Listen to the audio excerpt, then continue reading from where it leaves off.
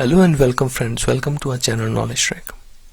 दोस्तों, आज के इस वीडियो की शुरुआत में करूंगा with a tale of two friends, and these two friends are Raju and Sanju.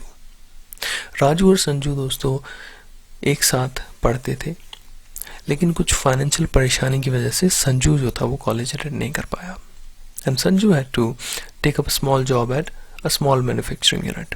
We started earning 5,000 per month.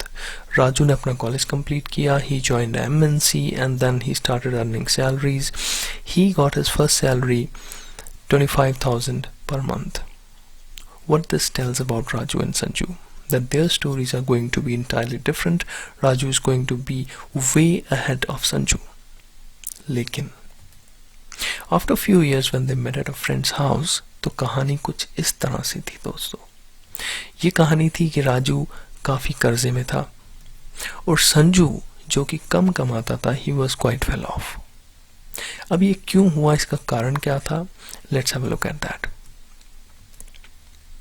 Raju was living beyond his means.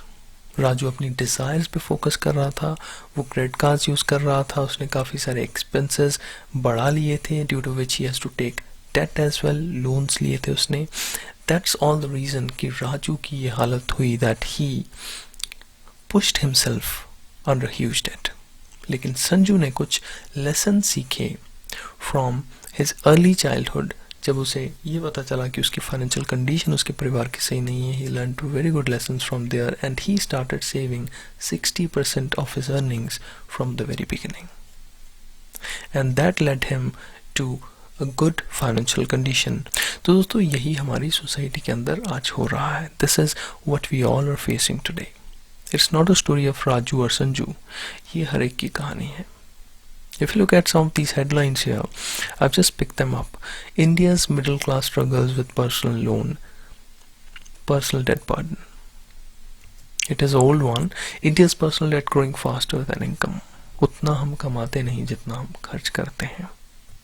And credit card dues at an all-time high. Think before you swipe again. दोस्तों, credit card का trend ऐसा हो चुका है that बहुत सारे credit cards हम लोग रख लेते हैं, then we start paying the dues of one from another, which is very wrong. Credit card में अगर ध्यान से देखा जाए, if you are using a credit card, I am not saying you do not use it, but you should use it very wisely. Let's have a look at this. If you are not using your cards efficiently, you are going to pay even so much more that you can't even think about that. Let me tell you. ये एक छोटे से scenario से मैं आपको समझाता हूँ। ये mister x and he has a credit card. He spent 10,000 rupees on his credit card. 30 days में उसको पेमेंट करना है, बट ही डिडंट पे even in 60 days. And what he realized when he paid the dues, he realized that he have to pay 30 to 50% rate of interest on the unpaid credit card bills. इतना पैसा extra आपको देना पड़ेगा if you are not paying your credit card bills on time. 10,000 आप खर्च करते हैं, अगर उसको नहीं पे करते हैं, you'll have to pay 1,000, 2,000, even 3,000 extra depending on कि आपने कितनी देर उसका पेमेंट नहीं किया है। सो दोस्तों, क्रेडिट कार्ड यूज़ करते हो, यूज़ कीजिए, but use it so wisely that you pay all the expenses whatever you have spend on that in time. Due date pay पे करें उसे, so that you do not have any liability on you. दोस्तों, in all my videos I keep focusing on two things and I keep putting pressure on these two things just because I know that investing is a journey which you can create when you start your savings first. If you're not saving, thinking of investments is not even in question. तो इसीलिए आपको सबसे पहले savings को शुरू करना होगा, and for that you have to save. Even you think of investing or maybe think of making any expenses also. तो इसीलिए मैं अपने हर वीडियो के अंदर बार बार कहता हूँ that you should save before you spend and you should live with in your means, not beyond your means. दोस्तों, अगर आप स्टॉक मार्केट इन्वेस्टमेंट्स की बात करते हैं, if you are thinking, if you are planning for the stock market investment, लेकिन आप ये सोचते हैं कि यार इन्वेस्टमेंट्स तो करने हैं but I don't have time to educate myself, then think twice about it. क्योंकि अगर आप एजुकेट नहीं करेंगे अपने आप को, अगर आप रिसर्च नहीं करेंगे, you are going to pay big even in the stock markets as well. Let me show you with an example. ये हमारे मिस्टर जी हैं। मिस्टर जी को किसी ने कहा कि आप स्टॉक S1, S2, S3 में पैसा लगा दीजिए, they are going to go up in next few weeks. Mister G ने S1, S2, S3 तीनों स्टॉक्स खरीद लिए and the scenario turned out to be something like this. अगले हफ्ते में तीनों के तीनों स्टॉक्स बढ़े and then they suddenly fell down. और हमारे मिस्टर जी को तीसरे हफ्ते में हो गया घाटा। मिस्टर जी की गलती यहां पे क्या है? Number one, he relied on something, maybe a news or maybe he heard something from one of his friends. Whatever he did, उनकी गलती सिर्फ इतनी है कि उन्होंने सिर्फ रिलाई किया न्यूज़ के ऊपर। He did not do research on it. Mister G की गलती ये भी है that he did not educate himself. He did not collect information about these three stocks before even investing his money, his hard-earned money into these. Mister G अगर दूसरे हफ्ते में निकल जाते, he would have been way better off. लेकिन उन्होंने ऐसा नहीं किया। तो दोस्तों ऐसा ही होता है when you invest in something and you do not know how that particular stock is performing. Stock performance को जानने के लिए you need to have so much information, you need to have that education with you कि आपको ये समझ में आए कि how these companies, how the markets work.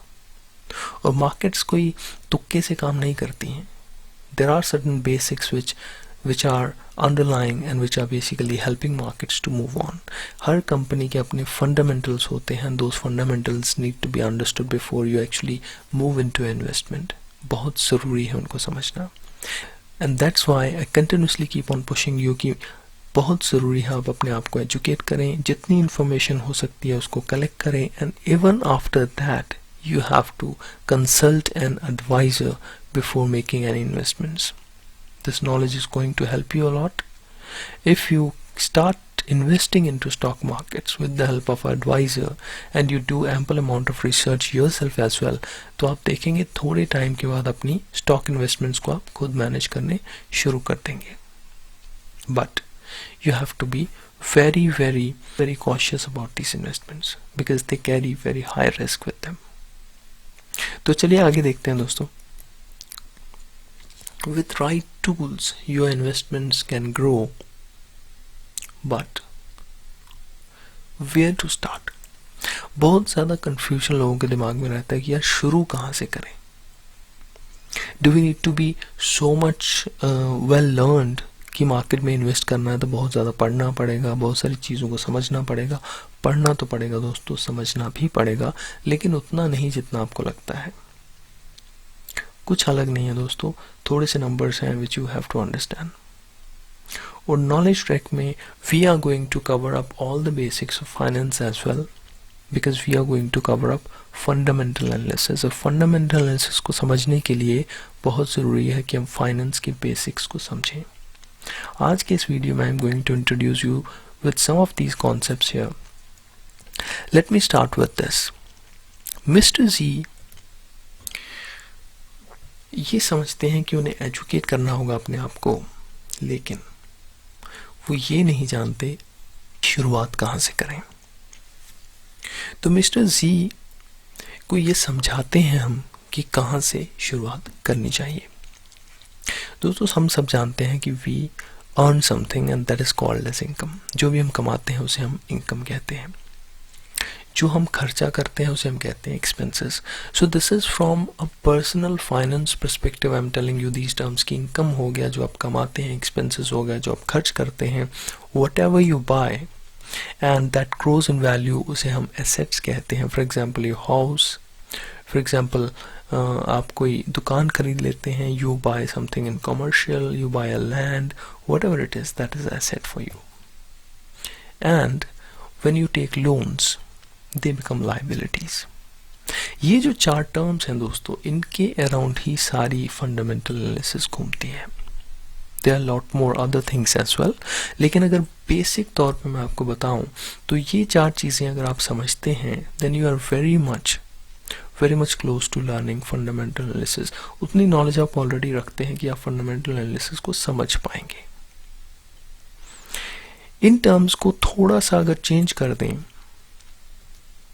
Late me call income as revenue for a company.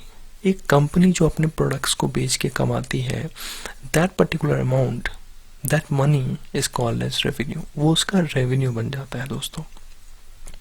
Company जो खर्च करती है अपने ऑपरेशंस को चलाने पे, अपनी कंपनी को चलाने पे, उनको हम ऑपरेटिंग एक्सपेंसेस बोलते हैं। एसेट्स सेम है, लैंड, बिल्डिंग, कंपनी के और कोई छोटे मोटे इन्वेस्टमेंट्स जो हैं जहाँ से उनको कुछ रिटर्न्स आ रहा है, that is all assets for the company.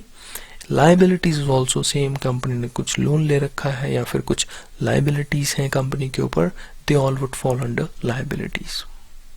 ये चारों टर्म्स ही दोस्तों हमें समझनी होंगी, and these terms if you understand them well, you can easily understand all the financial statements.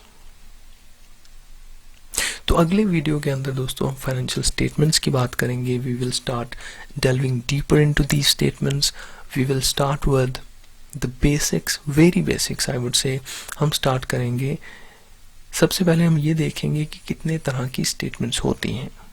We'll be covering balance sheets, we will be covering profit and loss statements, and we will also look at the cash flow statements as well. ये 3 ही तरह की statements होती हैं दोस्तों, जिनको देख के आप ये अंदाज़ा लगा सकते हैं कि जिस कंपनी के अंदर आप इन्वेस्ट करने वाले हैं, जिस स्टॉक के अंदर आप इन्वेस्ट करने वाले हैं, कि उस कंपनी की हालत क्या है। तो इस वीडियो में दोस्तों इतना ही। ये जो बातें मैंने अभी कही कि 3 स्टेटमेंट्स के बारे में हम बात करेंगे डिटेल में, इसके बारे में there would be 3 different videos, क्योंकि ये इतनी छोटी चीज़ें नहीं है कि एक ही वीडियो के अंदर कवर की जाए, and I just don't want to push the videos just for the sake of it. We will be covering each and every concept in very detail in 3 different videos so that you understand that what exactly these statements mean. So I'll not take much time here, friends. Thank you. Thanks for watching this video. Do take care of yourself and your families. Do subscribe to this channel and do share and like these videos. Thanks for watching.